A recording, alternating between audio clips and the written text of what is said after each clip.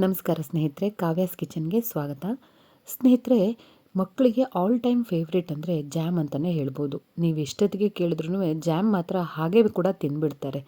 ಆದರೆ ಎಲ್ಲ ಸಲ ಆಚೆ ಕಡೆಯಿಂದ ಕೊಡುವಂತಹ ಜಾಮ್ ಅಷ್ಟೊಂದು ಒಳ್ಳೆಯದಲ್ಲ ಅಲ್ವಾ? ಸೊ ಅದಕ್ಕೋಸ್ಕರ ನಾನಿವತ್ತು ನಿಮಗೆ ಮನೆಯಲ್ಲೇ ಒಂದು ಮ್ಯಾಂಗೋ ಜಾಮನ್ನು ಮಾಡೋದನ್ನು ಹೇಗೆ ಅಂತ ಹೇಳ್ಕೊಡ್ತೀನಿ. ಇದು ತುಂಬ ಈಸಿಯಾಗಿ ಮಾಡ್ಕೋಬೋದು.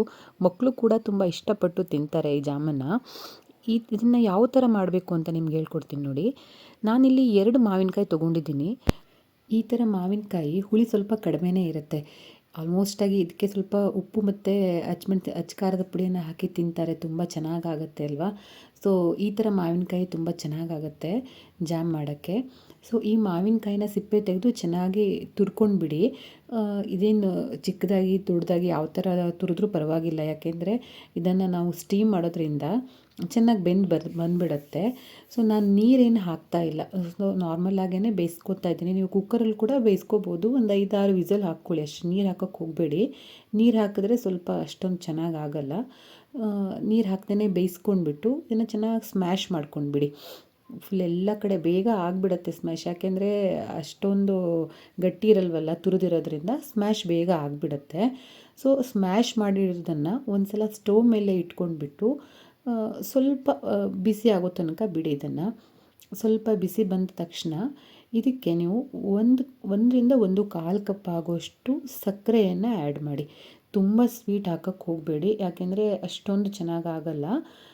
1ರಿಂದ 1/4 ಕಪ್ಪು ಸಾಕಾಗತ್ತೆ. ಆಮೇಲೆ ಒಂದು ಸ್ವಲ್ಪ ಸಾಲ್ಟನ್ನು ಹಾಕಿ, ಆಮೇಲೆ ಅಚ್ಚ ಖಾರದ ಪುಡಿಯನ್ನು ಸ್ವಲ್ಪ ಹಾಕಬೇಕು. ಅಚ್ಚ ಖಾರದ ಪುಡಿ ನಿಮ್ಮ ಆಪ್ಷನಲ್ ಆಗಿರುತ್ತೆ. ನೀವು ಇದರ ಬದಲಿಗೆ ಕಾಳು ಮೆಣಸಿನ ಪುಡಿ ಬೇಕಿದ್ದರೂ ಹಾಕ್ಬೋದು, ಇಲ್ಲ ಹಾಗೆ ಪ್ಲೇನಾಗಿ ಕೂಡ ಮಾಡ್ಕೊಬೋದು. ನಾನಿಲ್ಲಿ ಸ್ವಲ್ಪ ಅಚ್ಚ ಖಾರದ ಪುಡಿಯನ್ನು ಹಾಕ್ತಾಯಿದ್ದೀನಿ, ಸ್ವಲ್ಪ ಹಾಕ್ತಾಯಿದ್ದೀನಿ, ಯಾಕೆಂದರೆ ಮಕ್ಕಳಿಗೆ ತುಂಬ ಖಾರ ಆಗಿಬಿಡುತ್ತೆ ಅಂತ ಅಂದ್ಬಿಟ್ಟು. ಸ್ವಲ್ಪ ಸ್ಪೈಸಿ ಥರ ಫೀಲ್ ಬಂದರೆ ಚೆನ್ನಾಗಾಗತ್ತೆ ಅಂತ ಅಂದ್ಬಿಟ್ಟು ಸ್ವಲ್ಪ ಹಾಕ್ತಾಯಿದ್ದೀನಿ ಅಷ್ಟೇ. ಕಲರು ಲೈಟಾಗಿ ಚೇಂಜ್ ಆಗುತ್ತೆ ಇದರಿಂದ. ಸೊ ಇದನ್ನು ಹಾಗೇ ಒಂದು ಸ್ವಲ್ಪ ಹೊತ್ತು ಅಲ್ಲಾಡಿಸ್ತಿರ್ಬೇಕು. ಹಾಗೆಯೇ ಸ್ವಲ್ಪ ಹೊತ್ತು ಆದಮೇಲೆ ಕುದಿಯೋಕ್ಕೆ ಸ್ಟಾರ್ಟ್ ಆಗುತ್ತೆ. ಒಂದು 10 ನಿಮಿಷ ಅಷ್ಟೊತ್ತಿಗೆ ಕುದಿಯೋಕ್ಕೆ ಸ್ಟಾರ್ಟ್ ಆಗುತ್ತೆ.